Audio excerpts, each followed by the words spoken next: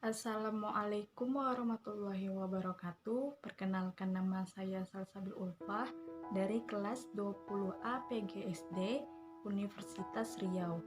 Di sini saya akan membahas mengenai konsep dasar ilmu lingkungan. Untuk memenuhi tugas UTS dari mata kuliah ilmu lingkungan dan mitigasi bencana. Yang pertama yaitu ekologi sebagai dasar ilmu lingkungan. Ekologi ini berasal dari kata oikos yang artinya rumah atau tempat tinggal, dan logos yang artinya ilmu atau pengetahuan. Secara umum, ekologi adalah ilmu yang mempelajari makhluk hidup dengan makhluk hidup, serta makhluk hidup dengan lingkungannya. Komponen penyusun ekologi yang pertama ada faktor biotik, yaitu sesuatu yang hidup atau organisme. Dan komponen ini terdiri dari makhluk hidup, meliputi tumbuhan, hewan, dan juga manusia. Yang kedua ada faktor abiotik atau tak hidup, yang merupakan medium atau substrat tempat berlangsungnya kehidupan atau lingkungan tempat hidup. Nah, contohnya itu seperti tanah, cahaya matahari, air, dan sebagainya. Ilmu yang mengkaji ekosistem merupakan ilmu ekologi yang memiliki interaksi antar biotik, abiotik, serta organisme lainnya. Dan ilmu ekologi didasari oleh ilmu lingkungan.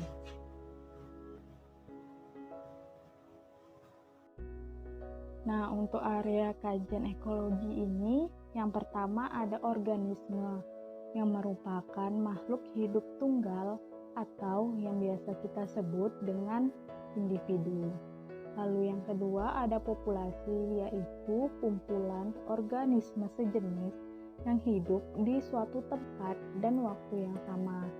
Yang ketiga, jika populasi digabungkan dengan populasi lainnya, maka disebut dengan komunitas, di mana komunitas ini merupakan kumpulan dari beberapa populasi yang hidup di suatu tempat dan saling berinteraksi. Lalu yang keempat, dalam istilah kajian ekologi itu ada yang namanya ekosistem, di mana ekosistem itu sendiri merupakan sistem organisme yang saling berinteraksi satu dengan yang lainnya, yang dikenal dengan lingkungan fisik. Jadi bukan hanya interaksi antar makhluk hidup saja, tetapi dengan lingkungannya juga. Untuk hubungan ekologi dan ilmu lingkungan ini, di mana ekologi menjadi jembatan antara ilmu lingkungan kehayatan dan berhubungan dengan ilmu lingkungan kebendaan. Nah, ilmu lingkungan kehayatan ini mempelajari anatomi, taksonomi, fisiologi, dan sebagainya. Lalu ilmu lingkungan kebendaan ini seperti geografi, geologi, meteorologi, dan sebagainya. Lingkungan adalah semua faktor eksternal yang bersifat biologis dan fisika, yang langsung mempengaruhi kehidupan, pertumbuhan, perkembangan, dan reproduksi organisme, serta komponen di sekitarnya. Nah, ilmu lingkungan ini sebagai suatu bidang ilmu yang mengintegrasikan berbagai ilmu dalam mempelajari jasad hidup atau yang biasa disebut manusia terhadap lingkungan. Ilmu lingkungan ini meliputi bidang biologi, fisika, kimia, sosial, hukum, dan bidang lainnya. Kehadiran ilmu lingkungan ini disebabkan kesadaran manusia akan pentingnya lingkungan dalam kehidupan. Lingkungan hidup ini disusun oleh 3 komponen. Yang pertama, abiotic environment atau lingkungan fisik yang terdiri dari unsur-unsur seperti air, udara, lahan, dan energi. serta bahan mineral yang terkandung di dalamnya. Lalu yang kedua ada biotic environment atau lingkungan hayati yang terdiri dari unsur-unsur tumbuhan dengan marga satwa lainnya, serta bahan baku industri. Lalu yang ketiga ada cultural environment atau lingkungan kultural atau sosial ekonomi budaya serta kesejahteraan.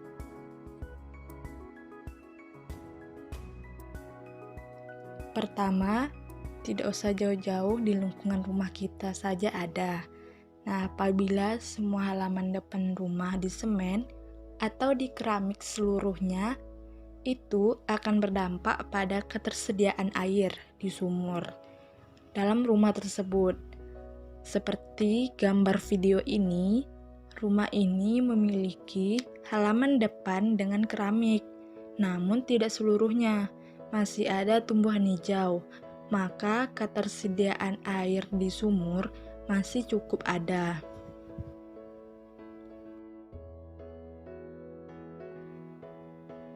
Lalu, yang kedua, di Dumai ini terdapat kilang minyak yang beroperasi.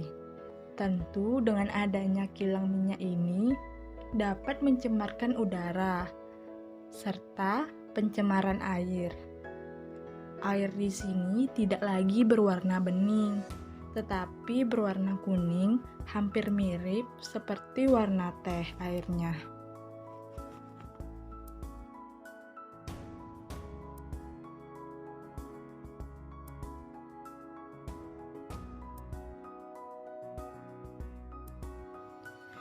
Hutan mangrove dapat didefinisikan sebagai tipe ekosistem hutan yang tumbuh di daerah batas pasang surutnya air, tepatnya daerah sekitar muara sungai. Tumbuhan tersebut tergenang di saat kondisi air pasang dan bebas dari genangan di saat air surut.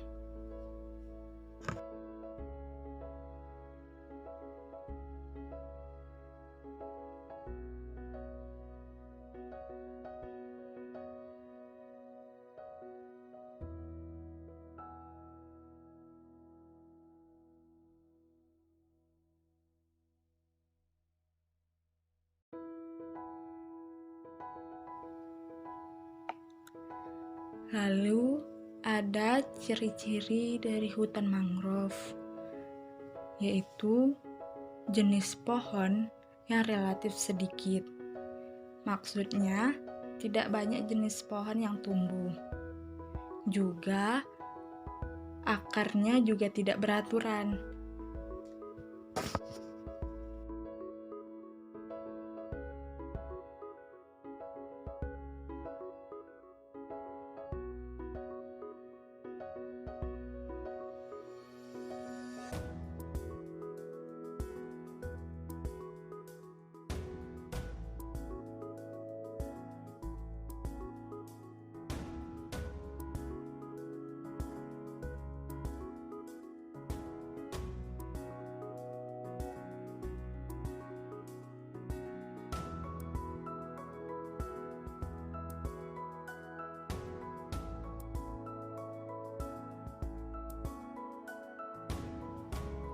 Banyak manfaat hutan mangrove untuk orang setempat karena mereka dapat menggunakan ekosistem hutan mangrove itu untuk mengembangbiakkan seperti ikan, udang, kepiting, dan lain-lainnya.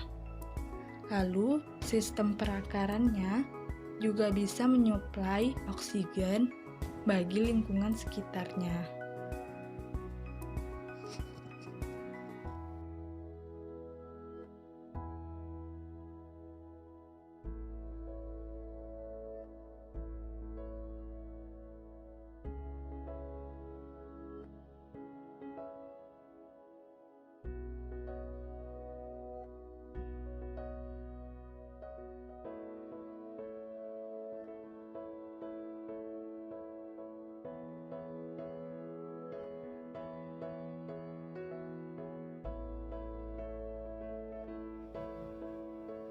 Adapun manfaat mangrove secara luas atau secara global, yang pertama yaitu menstabilkan pantai, yang kedua menjernihkan air, yang ketiga mengawali rantai makanan, yang keempat dapat mencegah abrasi pantai, yang kelima yang dihasilkan hutan mangrove itu bisa dimanfaatkan bagi manusia, baik untuk pangan maupun untuk industri.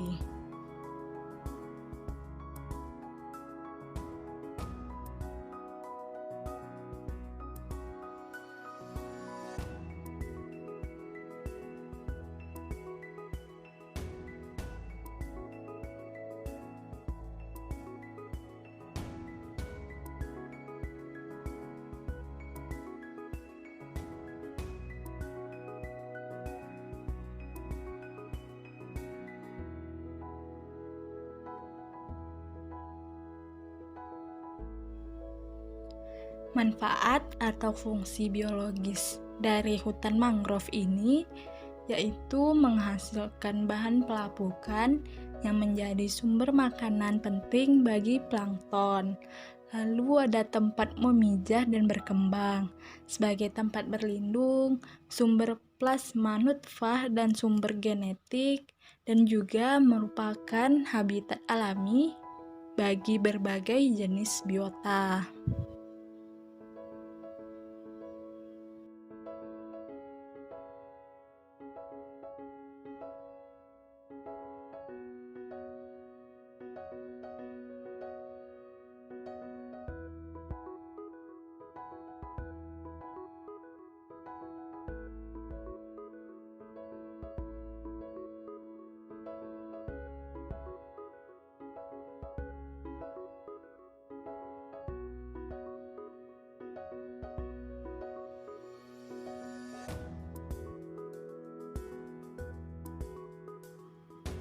Manfaat dan fungsi ekonomis dari hutan mangrove, yaitu sebagai penghasil kayu yang nantinya kayu ini bisa dibuat untuk dibakar sebagai arang atau bahan bangunan.